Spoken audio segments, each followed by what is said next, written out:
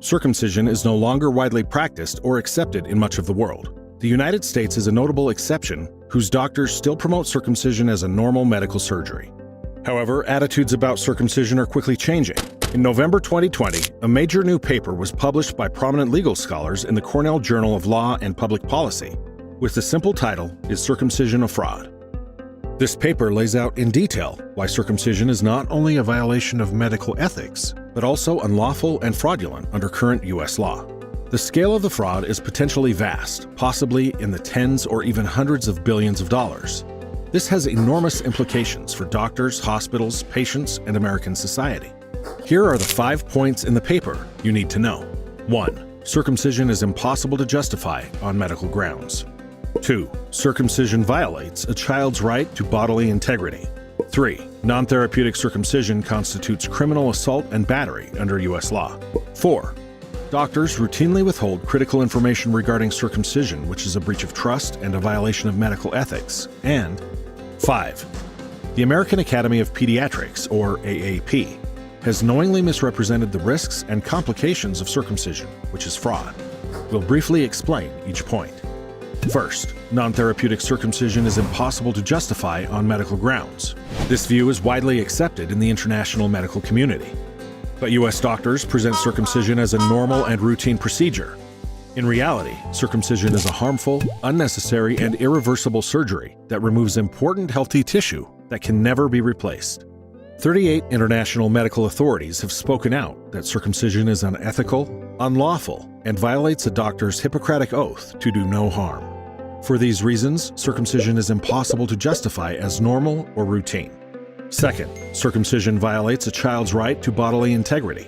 A cherished American ideal is that its citizens have the right to life, liberty, and the pursuit of happiness. The Supreme Court has ruled that no right is more carefully guarded than the right of every individual to be free and safe from harm. Parents, however, do not have the right to consent to unnecessary surgery.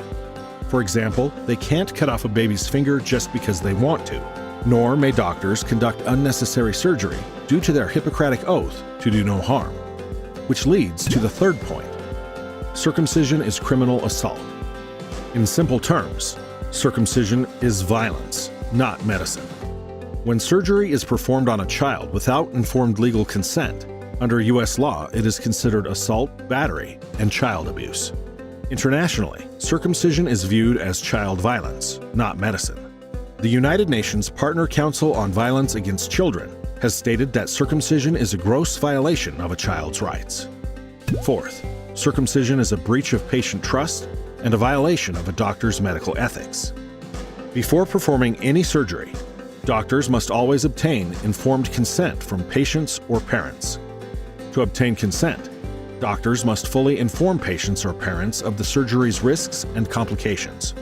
Circumcision has a list of at least 50 possible complications. By routinely withholding this critical information, doctors breach their duty to fully inform patients and tell the truth. This is illegal and unethical. Fifth, and crucially, circumcision is intentional fraud by the American Academy of Pediatrics and participating physicians. Parents are being deceived into routinely performing surgery that has no meaningful childhood benefits, yet carries significant risks and a lifetime of harm. Internationally, the medical rule is to never operate unnecessarily on healthy children. The AAP knows this, but still positions circumcision as a normal and beneficial procedure. This is so their doctors can be reimbursed for the procedure from insurance companies and taxpayers. Medicaid and insurance companies pay for at least 1/3 of circumcisions. If circumcision was recognized as the unnecessary surgery that it is, AAP stakeholder members would be impacted by a significant decline in revenue. This is fraud. The AAP knows circumcision is harmful and unnecessary, but they continue to endorse it publicly so their doctors can continue to profit. This is wrong and illegal. Know the facts, know your rights, and help us stop the fraud that is circumcision. If you want to learn more, visit www.circumcisionisafraud.com.